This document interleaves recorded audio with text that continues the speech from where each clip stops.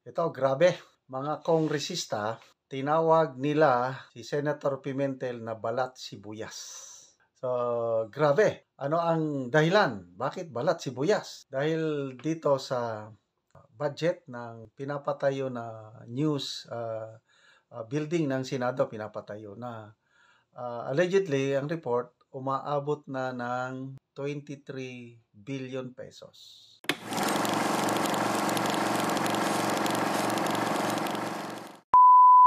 So, pina-stop ni Senator Escudero ang construction kasi nga masyadong malaki.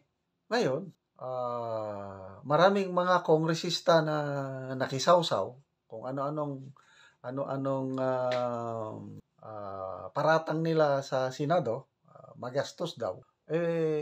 Nag-respond si Senator Pimentel na huwag kayong magmalinis, sabi niya. Tingnan niyo muna ang inyong mga bakuran kasi lumobo ang inyong budget for 2024. Dati, original yan, 16 billion lang. Bakit naging 28 billion? Yun ang paglilinaw ni Senator Pimentel. Yun na. Nag-respond na itong mga congressman na huwag kang maging balat sibuyas.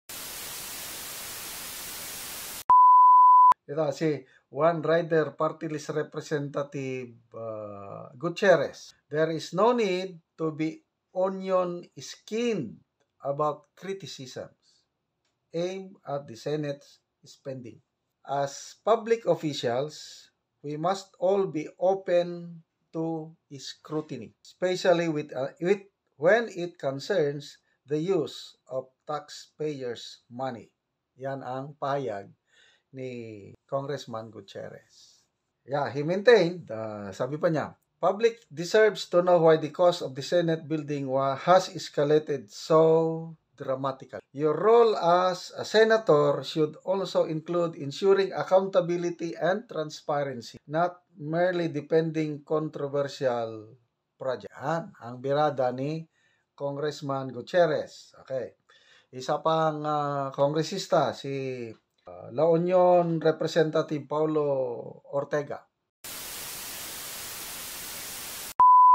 He described Pimentel's defense of the budget allocation for the new Senate building as unnecessary and a distraction from the core issue, which is the responsible use of public funds. Sabi ni Congressman Ortega, what we need is transparency and accountability. The question remains, why has the new Senate building's budget ballooned to 23 billion from its original allocation of 8.9 billion? Tanong ni Congressman Ortega. Okay? So, ito, wala akong pinapanigan, congressman ka man o ano. Ako lang nagtataka ako sa itong pagballoon ng mga projects, dito muna tayo sa budget ng house. Grabe ang singit. Ngayon ko lang nalaman na ganun pala, 12 billion ang increase ng budget. Originally 16 billion lang, naging 28 billion. So, nagalit ang mga congressman kay Senator Pimentel. Kaya tinawag nilang balat sibuyas ka, you are just diverting the issue. Tapos, napansin ko dito sa mga congressman, palagi nilang sinasabi yung judicious use of funds, transparency, wag kang Maalala ko, si Tatay Digong noon, nung meron pa yung SMNI, yung programa na gikan sa masa para sa masa. Di ba, nag-ano lang si Tatay Digong na yung libro ninyo, ilabas ninyo, transparency. The same thing, itong sinasabi ng mga kongresista na transparency, accountability of public funds. So, nung nag-comment si PRRD na ilabas ang inyong mga libro, ipakita paano nyo ginastos ang inyong mga congressional funds, nagalit sila kay PRRD na yun na po, nagresulta na po sa paggurgur sa SMNI. Para bang double standard itong ating mga kongresista Meron pang isang kongresista, Bongalon. Ito, saan ba si Congressman? Ako, Bicol Party List, Representative Jill Bongalon. Binanatan din niya si Senator Pimentel. Okay? Sabi niya, it was unnecessary for Pimentel to divert the issue by comparing the budget of the Senate and the House of Representatives. Sabi niya, public funds must be utilized transparently and judiciously irrespective of the agency or branch of government. Correct. So, sabihin na natin na lumobo ang budget ng building ng Senado. At least, nandyan na si Senator Escudero, pina-stop. Ang tanong dito ngayon, yung budget o yung pondo ng mga kongresista. Talaga bang they are spending it transparently and judiciously? Malala nyo yung concurrent resolution number 10, yung binulgar ni Sassasut na certification, clearing by certification, millions of pesos. Pinatunayan ni Congressman Roque. Attorney Roque being a congressman before. Sabi niya, talagang nangyari. Millions of pesos, pipirma ka lang na i-certify na ito ang gastos ko. Wala nang resibo. Yun ba yung judicious and transparent spending of public funds?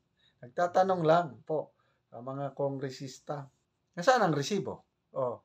Kaya nagkaroon ng hashtag na hindi mo pera yan. Pera ng taong bayan yan. Bakit hindi itong mga lawmakers natin, both Congress and Senado, bakit hindi nila magaya yung ginagawa sa US Congress? Again, pasalamat tayo kay Sassasut na nag-post. Pinakita niya yung ginagawa ng US Congress na up to the last cent o up to the last dollar, ang mga US lawmakers may resibo. Kita ko nga kahit parking fee, kahit taxi fare, kahit kape, kahit hotel accommodation, airplane ticket, talagang detalyado paano ginastos ng mga US lawmakers ang kanilang budget. Ito ang tunay na judicious and transparent use of public funds. So itong ating mga kongresista, binabanatan nila ang mga senador dahil lumobo ang budget ng building sa Senado. Ang gaganda yung sabi nila, kailang, I don't know, up to now, wala pa namang naipapakita na yung resibo ba, kagaya ng So, sana, tigil na itong mga, di ba, pare-parehas lang yan. Talagang, may nabasa ako ng editorial ng Pinstarata or Inquirer. Anong description nila yung sa Senate building? Bad taste, masamang bad taste. Kasi mga kritiko, parang 5-star hotel daw ang labas ng Senate building kung matuloy yung 23 billion na total 5-star hotel. Ganun po ang ating mga mambabatas. Hayahay pa kung sa Bisaya, gastos ng gastos, kailang kawawa ang mga taxpayers. So hanggang kailan tayo get out of this predicament na sobrang kamahalang mga bibilhin, ang ating mga lawmakers, billions ang pinag-uusapan, both Senate and Congress, na lumolobo ang kanilang budget. Kawawang mga Pilipino.